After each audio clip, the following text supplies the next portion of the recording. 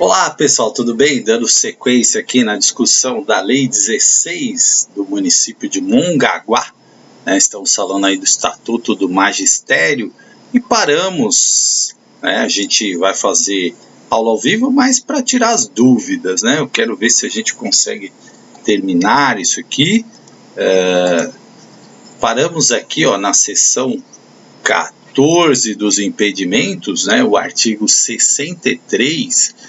E aí diz, o servidor do quadro Magistério Público Municipal é vedada, significa que é proibido toda ação ou omissão capaz de comprometer a dignidade, o decoro da função, disciplina e hierarquia, prejudicar a eficiência do serviço ou causar dano à administração pública, especialmente, aí vem, as bancas gostam desses impedimentos, né? Inciso 1, retirar sem prévia permissão da autoridade competente qualquer documento ou objeto existente na unidade de trabalho. Se vocês perceberem, quem estuda para vários municípios, vão perceber que as leis, né, os estatutos, eles são bem parecidos, com pequenas diferenças, né? Então essas coisas de impedimento se repetem assim, 2. Referir-se depreciamente informação, parecer ou despacho pela imprensa ou por qualquer meio de divulgação às autoridades constituídas e aos atos da administração. Então tem que ter cuidado, porque está como impedimento aqui, né?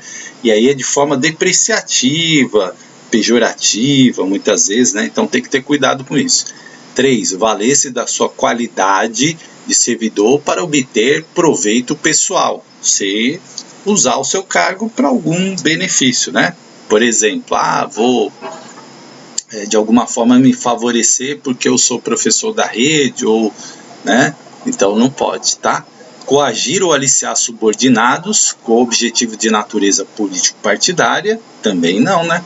Exercer comércio entre companheiros de serviço ou local de trabalho, isso acontece muito, gente. Precisa ter cuidado, porque se pega uma pessoa que leva, né, muito a sério essas questões aí, e tem que levar, né, porque senão vira um comércio danado na escola, mas não pode, tá? Constituir-se procurador de partes ou servir de intermediário perante qualquer repartição pública, exceto que se tratar de interesse do cônjuge ou de parente até segundo grau. Então vamos explicar o que é procurador, né? É você, por exemplo, usar do seu cargo lá de professor, diretor, fala assim, não, deixa isso aí que eu resolvo para você, porque eu conheço fulano, beltrano. Então você está atuando como procurador, né? Perante qualquer repartição pública. Não, deixa esse teu imposto aqui que eu vou resolver para você e tal, conheço o fulano já vai adiantar. Então não pode isso, tá? É um impedimento. 7. Cometer a pessoa estranha fora dos casos previstos em lei o desempenho de encargo que ele competir ou competir a seus subordinados, né? Não pode deixar alguém lá entrar no teu lugar e exercer a tua função, né? Entreter-se, 8, durante as horas de trabalho, em palestras, leituras ou atividades estranhas ao serviço, especialmente quando na regência de classe. Então, cuidado, né? O uso de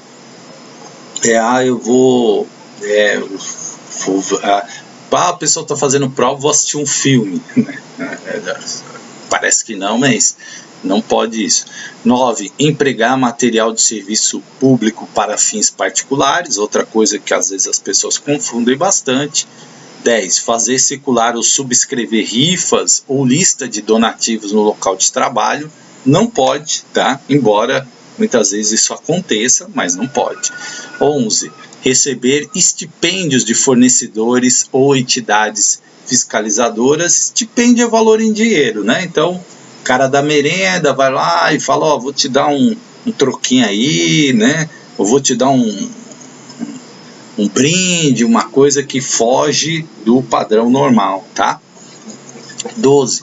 Fazer com que a administração direta ou indireta, com traço de natureza comercial, industrial, prestação de serviço com fins lucrativos por si ou com representante de outrem, também não. 13. Participar da gerência ou administração de empresas bancárias ou industriais ou de sociedades comerciais que mantenham relações comerciais ou administrativas com o município, seja por essas subvencionadas ou estejam diretamente relacionadas com a finalidade da unidade ou serviço que esteja lotado. Então, por exemplo, eu sou sócio de uma papelaria e diretor da escola, eu vendo para a papelaria que eu sou sócio. Não pode, né? Não poderia nem estar lá participando da gerência ou administração enquanto servidor público. 14. Exercer, mesmo fora das horas de trabalho, emprego ou função em estabelecimentos ou instituições que tenham relações com o município, em matéria que se relacione com a finalidade da unidade ou serviço que esteja lotada. Eu tenho uma editora, eu estou fornecendo para a prefeitura e trabalho para a prefeitura. Também não pode. 15. Exercer, mesmo fora das horas de trabalho, emprego ou função em estabelecimento ou instituições que tenham relações com municípios. Aqui repetiu, né? Olha que curioso, repete 2 vezes o mesmo artigo. Aqui foi um erro da lei, né?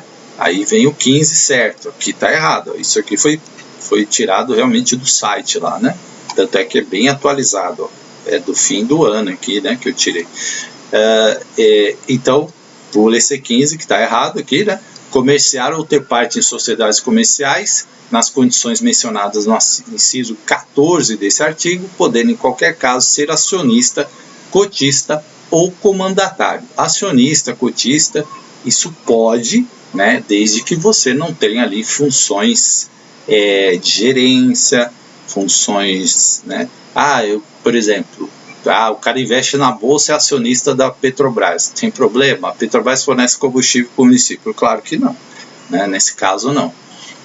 16. Requerer ou promover a concessão de privilégios, garantias ou outros favores semelhantes estaduais ou municipais. Aí a seção 15 do processo disciplinar costuma cair muito mesmo, que é o chamado PAD, né, processo disciplinar, quando você sofre realmente aí um processo por conta de algum motivo, alguma ação sua que não foi de acordo com o estatuto. Aí, artigo 64. São causas para demissão, além dos casos previstos na legislação vigente, as próprias do exercício da função do magistério. Então, olha só o inciso 1, incompetência didático-pedagógica comprovada. Olha isso aqui, né? Então, você se propôs lá, fez o curso, tal, prestou para matemática, aí você não sabe dar aula de matemática, certo? Então, é um problema, né? Então, isso é passível para demissão. E irresponsabilidade profissional no inciso 2, além das que estão previstas em lei, certo? Se você cometer alguma violação grave, né? Então, incompetência didático-pedagógica e irresponsabilidade profissional, guarda isso, do processo disciplinar, certo? Artigo 65. Constitui causas para afastamento ou readaptação, além dos casos previstos na CLT, lembrando, Mongaguá é CLT, a incapacidade específica comprovada para o exercício da função docente e a que decorram de traumas psíquicos, doenças profissionais ou moléstias incuráveis quando apontada pelos órgãos responsáveis da área de saúde. Aí, aquela condição que o profissional da educação não tem mais a condição de estar na sala de aula, ele é readaptado. Pode ser um trauma psíquico, pode ser uma doença profissional, pode ser uma moléstia incurável, tá? Artigo 66. A aplicação de sanções ao docente ocorrerá após regular processo administrativo, observados os seguintes quesitos. Inciso 1. Garantia de amplo direito à defesa do profissional em questão. Isso é um princípio do direito administrativo, que é o amplo direito à defesa. Isso você vai encontrar em todos os estatutos que você estudar, porque isso é constitucional, né? O amplo direito à defesa do profissional. 2. Convocação de reuniões por escrito ao interessado. E 3. Garantia de sigilo durante o processo de investigação. Isso aqui com relação ao processo administrativo. Guarda isso, principalmente o amplo direito à defesa do profissional. Seção 16 da qualificação profissional, artigo 67, fica instituído como atividade permanente da ADE, né, Diretoria Municipal de Ensino, o programa de qualificação profissional dos servidores efetivos do quadro pessoal do Magistério Público Municipal. Isso está previsto na LDB, né, a capacitação permanente, tá? Parágrafo único. O programa de qualificação dos servidores do quadro magistério tem como objetivos: inciso 1, a formação profissional continuada, que está prevista em vários documentos da educação. 2, o desenvolvimento funcional, criando condições próprias ao aperfeiçoamento constante e a melhoria da qualidade do ensino municipal. 3, a associação entre a teoria e a prática. 4, a criação de condições propícias à efetiva qualificação pedagógica através de cursos, seminários, conferências, oficinas de trabalho, implementação de projetos e outros instrumentos para possibilitar a definição de novos programas, métodos e estratégias adequadas às transformações educacionais. E 5, a criação e desenvolvimento de hábitos e valores adequados ao exercício digno e competente das atribuições do magistério. E 6, a melhoria do desempenho profissional do exercício de suas atribuições especiais, orientando o sentido de obter os resultados qualitativos esperados no tocante ao ensino municipal. E 7, valorização, promoção e valorização, né, a promoção da valorização do profissional da educação. Essa questão de qualificação vai aparecer sempre, está no DNA, qualificação e é permanente, né? Artigo 68, o Programa de Qualificação Profissional dos integrantes do quadro do Magistério Público Municipal será implementado através de ações específicas destinadas a proporcionar ao servidor o seu pleno desenvolvimento funcional mediante a formação em nível superior e terá como finalidades: inciso 1, a complementação pedagógica através de cursos de pós-graduação em nível lato sensu, né, ou extensão em áreas extremamente ligadas à educação. Para quem não é muito ainda da área da educação, assim, não tem a grande vivência, lato sensu é aqueles de mais de 360 horas, né, ou cursos de extensão, que podem ser menor, mas ligados a áreas específicas. Quando fala lato sensu, é essa pós de 360. Stricto sensu, nós estamos falando de mestrado e doutorado, tá? Oferecido por instituições de ensino superior credenciadas ao MEC. 2, o aprimoramento profissional através de cursos de mestrado ou doutorado reconhecidos pelo Ministério da Educação em áreas estritamente ligadas à educação. 3, a atualização permanente através de cursos de capacitação e aperfeiçoamento. Aperfeiçoamento e capacitação. Parágrafo 1.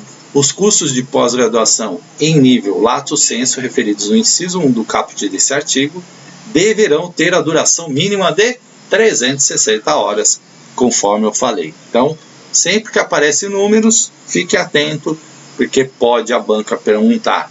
Parágrafo 2. A duração mínima dos cursos de aperfeiçoamento e capacitação será estabelecida em regulamento específico. Artigo 69.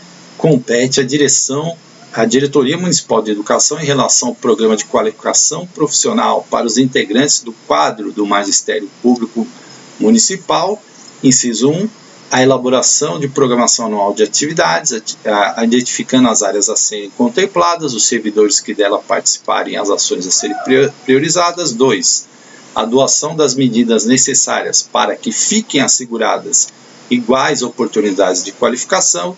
E 3, estabelecer ainda as metas destinadas ao aperfeiçoamento dos profissionais do magistério claramente definidas e qualificadas, os programas, ações e áreas de formação e especialização consideradas prioritárias para a melhoria da educação, né, do ensino público municipal, o quantitativo de vagas oferecidas em cursos e programas patrocinados ou incentivados pelo município, os critérios para a definição dos profissionais que participarão em programas de formação, curso de aperfeiçoamento, capacitação, extensão, pós-graduação, mestrado ou doutorado patrocinados ou incentivados pelo município. Aí você vai perguntar assim: Mongaguá então patrocina? Olha, eu não tenho conhecimento prático da cidade, mas a lei dá essa brecha, né?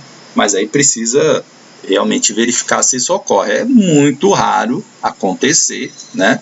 Mas pode ser que aconteça, tá? Os critérios e limitações a serem adotados para autorizar os afastamentos de servidores que se candidatarem à relação dos custos mencionados na linha D, as próprias expensas, né? Ou seja, que ele mesmo vai custear, né? Então, vou me afastar para fazer um mestrado, um doutorado, tá? 4. Planejar em articulação com a direção das escolas a participação dos profissionais do magistério nos cursos e demais atividades voltada à qualificação profissional, adotando as medidas necessárias para que os afastamentos que ocorram não venham causar prejuízo às atividades educacionais. Capacitação é importante, mas ela não pode, né, trazer prejuízo para a principal função, que é a aprendizagem dos alunos. 5. Programar as datas de realização das atividades constantes do programa de qualificação, assim como os prazos para que os servidores solicitem afastamentos, remunerados ou não, para participação nos cursos. 6. Dar ampla divulgação à relação dos cursos e atividades que receberão patrocínio e incentivo do município, seu conteúdo programático, data da realização, local e critérios de avaliação. 7. Elaborar relatórios sobre as atividades realizadas, indicando o contingente alcançado, os resultados obtidos, os custos, as medidas que deverão ser adotadas para o constante aprimoramento dos programas de qualificação. Parágrafo 1. Para a participação dos servidores nas atividades referidas na linha B deste artigo serão considerados: inciso 1, os resultados obtidos na avaliação do seu desempenho. Então, se o servidor não é bem avaliado, ele não será colocado aí nesses cursos, né? Então, por quê? Servidor que tem muita falta, servidor que não tem assiduidade, servidor, né, que se ausenta muito, que tem dado problemas e tal, certo? 2. Um interstício mínimo de 2 anos entre a realização de cursos de especialização ou pós-graduação com carga horária igual ou superior a 360 horas aula, tá? Então, um intervalo aí, né, de 2 anos no mínimo. O limite 3. O limite em relação a cada servidor de participação em 3 cursos de extensão e especialização em nível lato sensu, 1 curso de mestrado e 1 de doutorado, tá? Então, o limite são 3 de extensão, né, ou desse nível lato sensu, ou 1 mestrado e 1 doutorado. 2. Parágrafo 2. Os cursos de aperfeiçoamento e capacitação serão conduzidos, inciso 1, sempre que possível, diretamente pela DME, né, Diretoria Municipal de Educação. 2. Através de contratação de especialista ou instituições especializadas, mediante a formalização de convênios, observadas a legislação pertinente. 3. Mediante encaminhamento do servidor às instituições especializadas sediadas ou não no município. E 4. Através de realização de programas de diferentes formatos, utilizando os recursos disponíveis e adequados a cada programa. Artigo 70. Os resultados obtidos nas avaliações de desempenho dos servidores nortearão o planejamento e a definição de novas ações necessárias e apropriadas ao constante desenvolvimento e qualidade do ensino público municipal. O artigo 71. Servidores em estágio probatório também deverão ser contemplados com cursos de curta duração e diversos conteúdos, seminários, palestras e oficinas de trabalho. Atentem que aqui, servidores em estágio probatório contemplados com cursos de curta duração, tá? Artigo 72. A Diretoria Municipal de Educação deverá realizar reuniões de estudos e discussão de assuntos pedagógicos e administrativos pertinentes à área de atuação dos professores integrantes do quadro de pessoal do Magistério Público Municipal. Vamos para o estágio probatório que despenca nas provas, seção 17. O estágio probatório, artigo 7.3, é de 3 anos, tá? Não esqueça disso, porque essa pergunta cai, vou até tomar minha água aqui. Ele é de 3 anos. 3 anos você tem que ser avaliado para você ganhar a sua estabilidade. Professor, mas é seletista, seletista tem estabilidade? Sim, tem estabilidade. O seletista, o estatutário, né, independente do regime, existe essa regra aí do servidor público, do empregado público, que é a estabilidade, né? Estão querendo tirar, né? Mas por enquanto ainda está. De 3 anos, a partir do início do exercício no respectivo cargo, durante os quais o servidor terá avaliado seu desempenho e do qual dependerá a sua efetivação do quadro do Magistério Público Municipal. Parágrafo 1. O primeiro ano de exercício será considerado como período de experiência, segundo as normas do regime seletista. Então, presta atenção nisso, que isso é uma diferença em relação a vários outros municípios. Parágrafo 1. Como é seletista, o primeiro ano é período de experiência, tá? Pode cair essa pergunta? Pode. Por quê? As bancas sabem que a maioria dos candidatos acaba fazendo prova onde o regime é estatutário.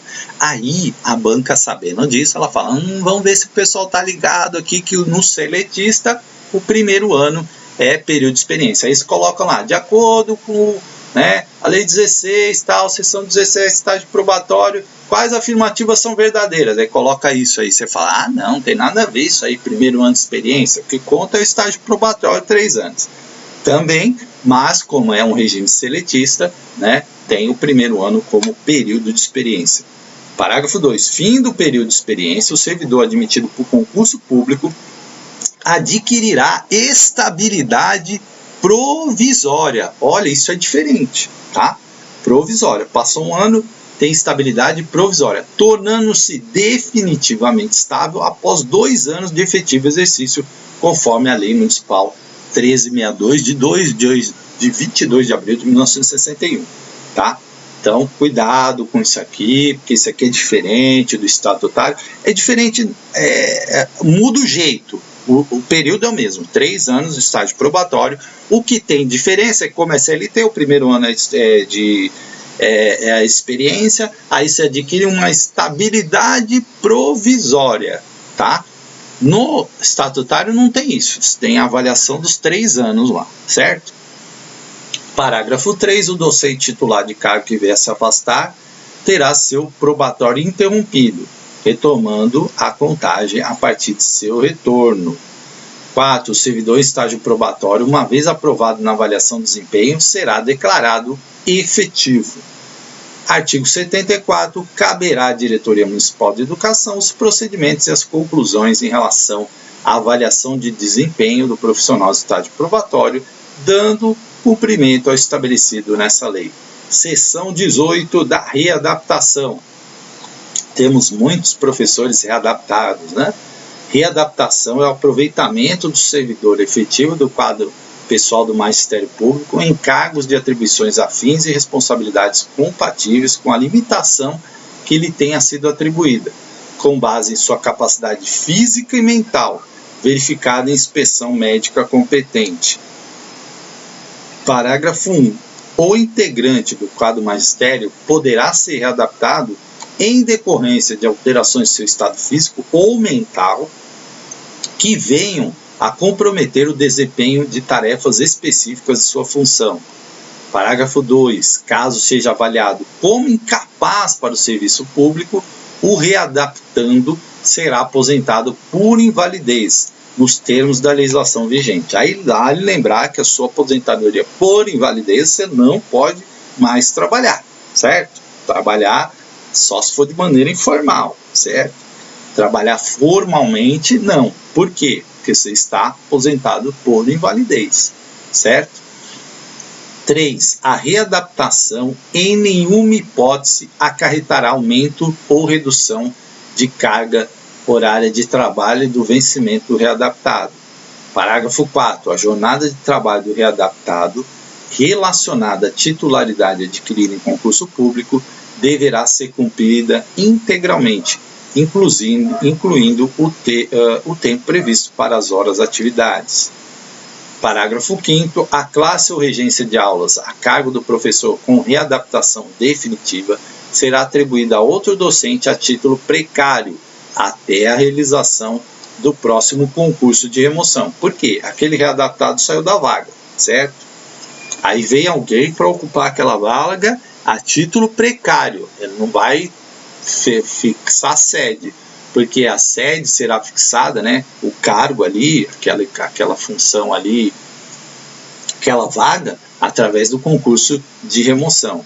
Parágrafo 6. O professor readaptado desempenhará as atividades de natureza técnica e educacional que lhe forem atribuídas pela sua chefia imediata.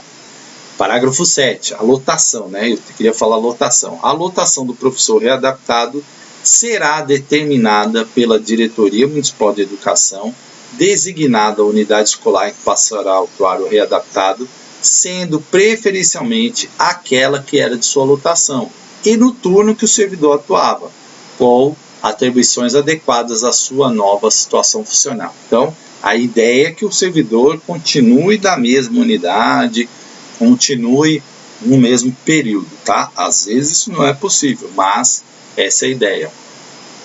A readaptação do servidor integrante do quadro magistério fica condicionada a laudo técnico que oriente nesse sentido, proferido após inspeção realizada por equipe médica multidisciplinar, conforme requer o caso, sem prejuízo da aplicação da legislação previdenciária e do regime seletista adotado pelo município. Parágrafo único. A readaptação poderá ser sugerida pelo chefe imediato, desde que devidamente fundamentada por laudo médico especializado. Sempre tem que ter o laudo médico, né?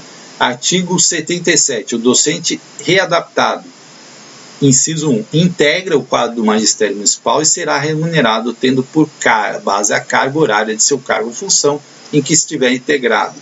2. Cumprirá o número de horas correspondente à sua jornada na unidade designada para a sede de seu trabalho. 3. Gozará férias de acordo com a escala administrativa, tá? Então ele entra aqui na escala administrativa e não aquelas férias de janeiro. Pode até tirar em janeiro, né? Mas pode ser em outro momento. 4. Terá seu enquadramento por promoção seguindo os critérios de seus pares.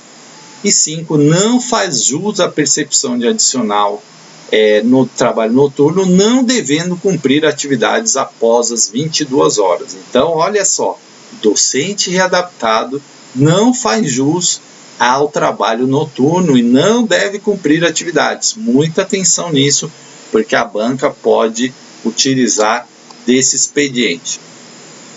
Bom, sessão, eu vou pular essa parte aqui, porque cai muito pouco nos concursos, tá? Sessão de servidor, porque você pode ceder servidor para outros órgãos, né? Para outras instituições. Isso acaba... Eita, eu saí da tela aqui. Perdão, já volto. Isso acaba sendo pouco usado, né? Pouco cai nos concursos, que as sessões elas estão mais ligadas a cargos administrativos e tal. Já vou restabelecer aqui, gente. Não é ao vivo, mas tá esses problemas aqui, né? Então, é mais ligado a isso, por isso eu nem vou comentar tanto aqui, para não estender tanto o vídeo, né? Deixa eu só voltar lá para o artigo que nós estávamos e acertar a telinha aqui, pedindo já desculpa para vocês, é que eu acabei apertando ali e entrando numa outra tela. Então, assim, a readaptação sim, né, é bastante perguntado, sessão, muito raro, então isso eu vou perguntar, né. Aqui, lotação, sessão 20, sim, lotação acaba sendo um assunto que as bancas perguntam bastante, e aí a lotação, artigo 82, representa a força de trabalho dimensionada em seus aspectos quantitativos e qualitativos, necessária ao regular e bom funcionamento das repartições e unidades escolares responsável pelas atividades do magistério, onde você vai trabalhar, onde você vai estar lotado, tá? Artigo 83, é competência da Diretoria Municipal de Educação, inciso 1, estabelecer critérios de organização da rede das escolas públicas municipais e dos funcionamentos dessas escolas. 2. Manter o quadro de profissionais do magistério necessário ao funcionamento das unidades escolares que constituem a rede das escolas públicas municipais, tá? Então, o artigo 83 estabelece lá quantas pessoas vão ter naquela escola. O artigo, o inciso 1, manter, né, esse quadro aí necessário para o funcionamento, quantas salas tem, quantos precisa. Então, é isso que é a lotação. E quem determina isso é a Diretoria Municipal de Educação. Parágrafo único. Caberá... deixa eu só pedir uma coisa. Pode atender, tá? Desculpa, gente, eu estou falando com a minha filha aqui. Pode atender a porta. Caberá aos direitos das unidades... Tocou a campainha na hora da gravação. E minha filha vai atender. Parágrafo único. Caberá aos diretores das unidades escolares organizar e compatibilizar horários e turnos de funcionamento das classes de educandos contidas em suas respectivas escolas, de acordo com as orientações estabelecidas pela Diretoria Municipal de Educação. Tá? Artigo 84. Será considerado sede de trabalho. Inciso 1. Do professor de Educação Infantil 1, professor 2, professor 3 do ensino fundamental. Lembra para não trocar essas informações. Professor 3 de Educação Especial e Educador de creche, a unidade escolar onde teve atribuída a classe que compõe sua jornada de trabalho. No caso de titulares de cargo, é a unidade escolar onde teve atribuída a primeira classe que compõe a carga horária. Né? Gravar em casa é assim mesmo, toca a campainha. Mas olha só, sede de trabalho, gente, infantil 1, professor 1, professor 2, é onde a pessoa vai acabar trabalhando, tá? 2, do coordenador pedagógico, vice-diretor, diretor de creche, professor orientador, psicopedagogo, a unidade designada como posto de trabalho pela Diretoria Municipal de Educação. E 3, demais especialistas de educação, a Diretoria Municipal de Educação. Parágrafo único. Não existirá sede de trabalho no caso de professor ou especialista de educação contratados com função de comissão ou confiança. Então, os de função de confiança, né, não tem sede de trabalho, trabalha onde a administração determinar, tá? Isso é a chamada lotação. Seção 21, da remoção por permuta.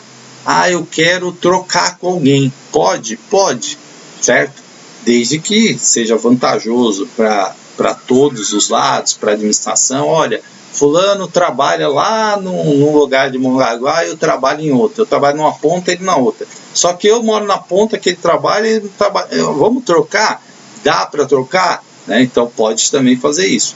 Artigo 85. Processo de remoção é a movimentação do ocupante do cargo do quadro pessoal do Magistério Público Municipal de uma para outra unidade escolar da rede de ensino público municipal sem que modifique a sua situação funcional. O que acontece? Às vezes você entrou na prefeitura, só tinha vaga lá numa escola que é quase Itanhaém. Aí você mora mais aqui para perto da Praia Grande. Aí você fala, nossa, ficou longe para mim. Aí na remoção você tenta vir para perto da sua casa. Tá? E a remoção, ela pode ser processo de remoção no CAPT, diferencia assim. Inciso 1, remoção, abriu a vaga, surgiu uma vaga lá, remoção, vou pedir remoção, vou pedir para ir para lá, tá? E obedece a classificação. Ou 2, remoção por permuta, por troca, tá? Você, de repente, tem alguém que mora mais perto de Itanhaém, e onde você está trabalhando é melhor para ela, e você, aí vocês são professor PEB 1, né? Professor 3 de ciências, enfim, vocês vão fazer a troca, não vai prejudicar ninguém, aí tudo bem. Artigo 86, o processo de remoção será normatizado em ato próprio, embasado em critérios de pontuação e classificação em ordem decrescente dos candidatos, e fixado atualmente na Diretoria Municipal de Educação. Parágrafo 1. O somatório de pontos obtidos relacionados à valorização do tempo de efetivo exercício no magistério público municipal e à formação docente definirá a classificação dos inscritos. Parágrafo 2. Serão considerados como títulos para pontuação no processo de remoção com decrescente, né, na seguinte ordem: diploma de doutor, diploma de mestre, certificado de pós-graduação lato sensu. Então você tem uma pontuação na prefeitura aonde você abriu uma vaga de remoção. Aí os candidatos vão lá, os interessados. Eu quero. Tem 10 candidatos que querem. Quem vai ser o contemplado com a vaga? Desses 10, o que tiver a maior pontuação, certo? Em título, e aí vai ser esse candidato. Diploma de licenciatura curta, 4. Parágrafo 3. A pontuação relativa ao diploma de licenciatura plena somente será computada quando essa licenciatura não for requisito para o concurso de ingresso. Exemplo, eu sou PEB 3 de língua portuguesa. Aí eu vou apresentar o diploma de língua portuguesa? Não, porque esse já era meu requisito.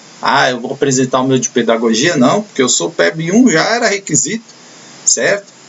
4. O servidor afastado da docência para exercício de carga em comissão, de livre provimento e exoneração, poderá, em sendo de seu interesse particular, de processo de remoção. Tá? Claro, por quê? Porque o cargo dele, ele está lá, mas como diz aqui, exoneração. O livre provimento pode ser exonerado a qualquer momento. Então ele tem que ter um lugar, uma lotação, para caso ele seja exonerado, para onde ele vai. Parágrafo 5º. Será inscrito ex officio no processo de remoção o profissional do magistério em situação de excedência, obedecida a classificação geral, havendo prioridade de escolha docente durante o processo, no surgimento de classes vagas na própria escola em que a excedência ocorreu. Artigo 87. O concurso de remoção deverá sempre preceder o de ingresso e a qual será oferecidas as vagas remanescentes para o provimento de cargos do magistério. Artigo 88. Permuta é o ato pelo qual 2 integrantes do quadro magistério público municipal da mesma área de atuação, então para permuta tem que ser da mesma área, tá? Matemática, língua portuguesa, educação infantil, trocarão de forma definitiva seus postos de trabalho nas unidades escolares da rede municipal. Parágrafo único. Poderão solicitar remoção por permuta nas condições referidas no caput ocupantes de cargos efetivos. Aí a pergunta: pode o candidato em estágio probatório fazer permuta? Não pode. Ele não é cargo efetivo ainda, tá? Não é cargo efetivo. Ele está em estágio probatório. Inciso 1. Ocupam cargos iguais e com a mesma jornada de trabalho, estejam efetivo exercício da função. Inciso 2. A solicitação de remoção, artigo 89, por permuta, dar-se-á por ato próprio dos interessados em documento por escrito, encaminhado ao diretor municipal de educação, sempre após a atribuição de classe e aulas antes do início do ano letivo e nunca no decorrer. Então, viram as regras de permuta? Tem que ser efetivo, solicitação por escrito, ao diretor, ao dirigente municipal de educação. Não pode ser antes, no decorrer do ano letivo, tem que ser antes do início do ano letivo, Falei errado aqui, tem que ser antes do início letivo e não no decorrer do ano letivo. Artigo 90. Não poderão solicitar remoção ou remoção por permuta ocupantes de cargos efetivos que estejam em inciso 1, processo administrativo, disciplinar. Se está tomando um PAD, não pode pedir remoção, tá? 2, processo de readaptação, não faz nem sentido, 3, período probatório, falei para vocês. 4, licença para tratar de assuntos particulares, conforme previsto no artigo 55. Eu fui, fazer um curso peguei uma licença de 2 anos sem remuneração e vou pedir remoção? Não, E 5, afastado pelo INSS no período de inscrição. Parágrafo único. O servidor do quadro pessoal do Magistério Público Municipal não poderá solicitar remoção por permuta no período de até 3 anos antecedentes ao direito de aposentadoria. Então, mais uma regrinha. 3 anos antes da aposentadoria, não pode pedir remoção. Artigo 91. O integrante do quadro Magistério Público Municipal efetivo no cargo, através de concurso público, terá o direito de realizar permuta dentro do seu município com a perda da sede de trabalho, mesmo em horários diferentes, desde que essa não prejudique a organização e a andamento das atividades educacionais. Parágrafo 1. As permutas devem estar de acordo com o quadro de cargos e horários. Educador de creche, professor 1, professor 1, professor 2, professor 2, professor 3, exatamente aquilo que eu já havia falado. 2. Para que ocorra a permuta, deverão os dois interessados efetivar o acordo através de documento escrito em 3 vias, protocolado do Departamento de Educação de Mongaguá, junto ao diretor municipal de educação, o qual terá prazo de 3 dias para efetivar a permuta. Então, 3 vias, 3 dias, né? E parágrafo 3, a permuta somente poderá ocorrer uma vez a cada 5 anos. Então, você permutou, você tem que esperar 5 anos se você quiser permutar de novo, para não virar, né? Que é bagunça. Artigo 92, haverá excedente ou adido quando o número de titulares do quadro de magistério classificados na unidade escolar for maior que o estabelecido para a mesma pelas normas locais. O que é isso, professor? Excedente, adido, né? Às vezes alguma escola fecha as salas, aí o professor tinha lotação lá, né? Fica excedente, fica adido, não tem mais sala dele, porque diminuiu a demanda, caiu a demanda, mudou uma população do bairro, foi transferida para um outro conjunto habitacional, enfim, pode acontecer várias coisas. Parágrafo 1. Os docentes considerados excedentes ou adidos deverão ter classes atribuídas, mesmo que decorrente de afastamentos temporários, antes das mesmas serem oferecidas para compor carga suplementar ou contratação em caráter provisório, cabendo a esse o direito ao declínio na primeira atribuição. 2. Esgotada a lista de classificação geral, a atribuição de classes ou docentes que trata o caput desse artigo será atribuída compulsoriamente a nível de diretoria municipal de educação, obedecendo a classificação do servidor na ordem crescente para a pontuação para atribuição de classes, aulas e turmas, tá? E aí vamos para a atribuição de classes, aulas e turmas no artigo 93. E essa parte aqui eu vou deixar para um próximo vídeo, que provavelmente farei ao vivo aí, para que a gente possa tirar as dúvidas, né? Para não esticar muito o vídeo. Então, para a gente tirar as dúvidas sobre os artigos de atribuição, que normalmente também cai bastante, né? É o artigo 93 e também o artigo que fala aí das jornadas, os HTPCs, também acaba caindo bastante, tá bom? Um grande abraço e até a próxima.